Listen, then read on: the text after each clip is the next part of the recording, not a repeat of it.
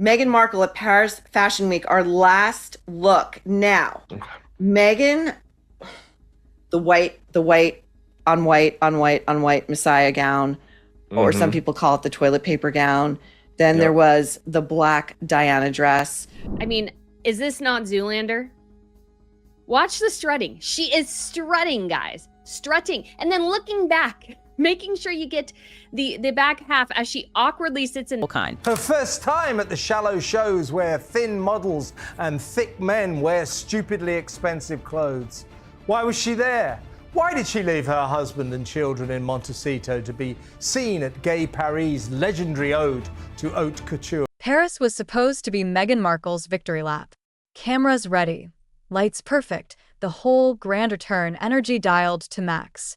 She swept into Balenciaga in the white on white on white on white Messiah gown, or some people call it the toe black, heels ticking on marble, flashes popping. But inside, the room didn't rise, it cooled. Polite glances, thick smiles, a hush that felt less like awe and more Markle in Paris. Now let's have a look at Meghan Markle being weird and inauthentic. like everyone waiting to see what would snap first. Out on the steps, she played fashion royalty. Inside, the calculus was colder. Editors stayed seated. Stylists didn't surge. Body language said what no one wanted on record.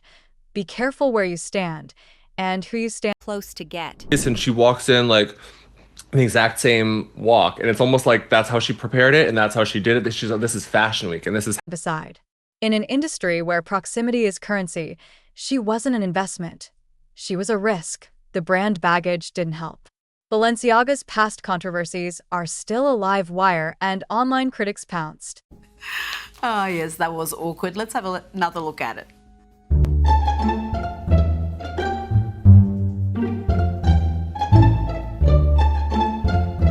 How do you accept accolades for child safety advocacy while orbiting a house many still side-eye? The comment sections wrote themselves, and the Duchess of Hypocrisy. Tag stuck harder than any couture pin. Then came the up. she walks in giddy, and people have put those clips side by side of her walking into the event with a black dress on and her walking in with a white dress on, and she does the exact same pose. Her arm is in the same place. If you Fit discourse. Real fashion anointing is bespoke. Pieces cut to you, not borrowed from the rack. The whisper was that nothing was custom, just samples on loan.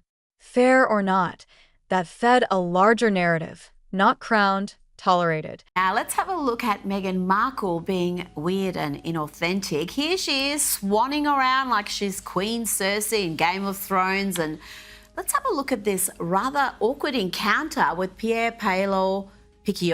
Worse than chilly was lonely. Photos showed her surrounded by lenses, not peers. No designer hello hacks, no celebrity cluster. Just Meghan holding her posture while the room flowed around her. Compare that to the women Paris truly courts. Celebrity and royal commentator Kinsey Schofield. Kinsey, Meghan Markle has come under fire for attending the Balenciaga fashion show after the brand sustained enormous reputational damage. Rihanna smothered in atelier love. Zendaya styled like a house muse. Kim linked arm in arm with creative directors. The side-by-sides were brutal. One looked chosen, the other present, and then the drive.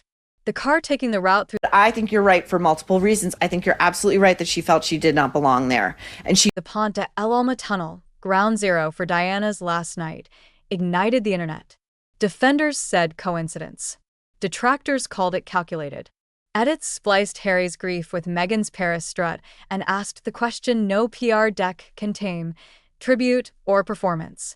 When a story leaves just enough ambiguity, audiences often fill the gap with On X here, because there's so much breaking. Meghan also just left her hotel, and I came to actually a very sinister conclusion about part of this trip. treated by the machine, and then look at ease when that same machine amplifies your narrative. People notice. They remember. And in 2025, receipts travel faster than apologies. BY Day 3. The conversation had drifted from fabrics and silhouettes to something harsher: credibility. Fashion doesn't only dress bodies, it dresses reputations. If a room decides your presence subtracts cultural capital instead of adding it, the temperature drops overnight.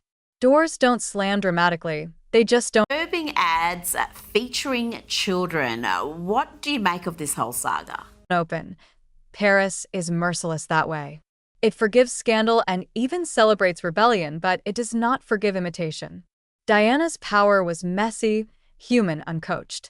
Meghan's week read as choreography, callbacks, symbols, a greatest hits reel of myth instead of a moment that felt lived in and true. The city clocked the difference to S.O. Meghan left with attention, just not the kind she came for. Memes over plaudits, whispers over welcomes, questions over coronation.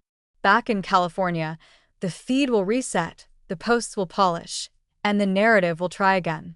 But the silence that followed her out of Paris wasn't curiosity. It was doubt. Did I ask there a path back? Maybe. Audiences forgive almost anything except feeling played. Drop the reenactments. Skip the symbolism. Choose one honest scene over 10 perfect shots. Because if fashion can strip away the illusion in a single weekend, Hollywood, where the spotlight is hotter, will do it in an hour. The worst interpretation, layer on the media history and the authenticity, thread starts to fray. You can't build a brand on being